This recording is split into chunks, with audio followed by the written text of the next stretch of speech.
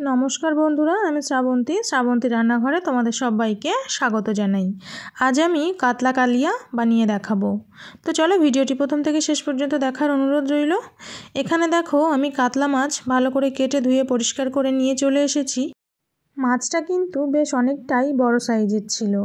तोमरा एखाने देखतेई पाচ্ছ जे पेटिटा कतटा मोटा एबं पेटिर मध्य किन्तु बेश अनेकटा तेलও রয়েছে।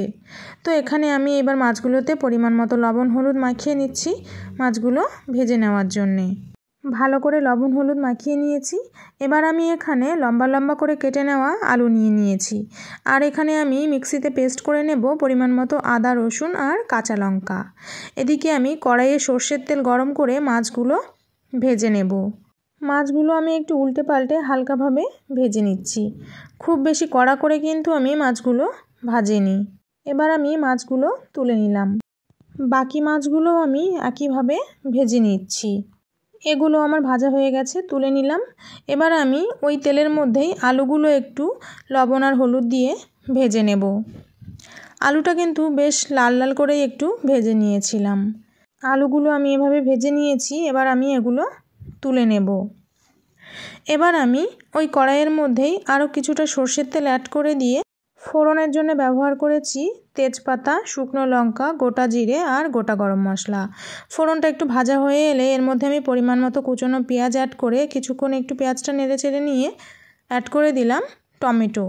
এবার আমি এর মধ্যে পরিমাণ মতো লবণ আর হলুদ অ্যাড করে দিয়েছি যাতে টমেটো তাড়াতাড়ি নরম হয়ে আসে। এবার আমি যে মশলাটা বানিয়ে রেখেছিলাম সেটা অ্যাড করে দিয়েছি। কিছুক্ষণ কষিয়ে নেওয়ার পর এর মধ্যে আমি পরিমাণ মতো জিরে গুঁড়ো, ধনে গুঁড়ো, লাল লঙ্কা গুঁড়ো আর কিছুটা কাশ্মীরি লঙ্কা গুঁড়ো অ্যাড করে দিয়েছি। আবারও কিছুক্ষণ মশলাটা ভালো করে কষিয়ে নেওয়ার পর আমি এর মধ্যে ভেজে রাখা আলুগুলো অ্যাড করে দিলাম। নেড়েচেড়ে কিছুক্ষণ কষিয়ে নিয়ে আমি এর মধ্যে পরিমাণ মতো জল অ্যাড করে দিয়েছি। এবার আমি এটা ঢাকা দিয়ে কিছুক্ষণ রান্না করে নেব। ঢাকনা খুলে এবার আমি ভেজে রাখা মাছগুলো অ্যাড করে দিচ্ছি। আবারও আমি ঢাকনা দিয়ে কিছুক্ষণ রান্না করে নেব। ঢাকনা খুলে আমি উপর থেকে ধনেপাতা কুচি ছড়িয়ে দিয়েছি। আমার ঘরোয়া পদ্ধতিতে কাতলা মাছের কালিয়া কিন্তু একেবারে রেডি হয়ে গেছে। এবার আমি এর মধ্যে গরম মশলা গুঁড়ো ছড়িয়ে এটা গরম গরম ভাতের সাথে পরিবেশন করব। তো ভিডিওটি এবং রেসিপিটি কেমন লাগলো কমেন্ট করে জানিও। ভালো লাগলে লাইক শেয়ার করে দিও। আর যারা আমার চ্যানেলটিকে এখনও সাবস্ক্রাইব করোনি সাবস্ক্রাইব করার জন্য অনুরোধ রইল। আর পাশে থাকা বেল আইকনটি প্রেস করে দিও যাতে আমার প্রত্যেকটি ভিডিও তোমাদের কাছে পৌঁছে যায়। আর যারা ফেসবুক থেকে দেখছো তারা কিন্তু অবশ্যই ফলো করে দিও। আর এভাবে কিন্তু অবশ্যই ট্রাই করো। দেখা হবে আর একটি নতুন ভিডিওর সাথে। আজকের মতো চলে যাচ্ছি। টাটা।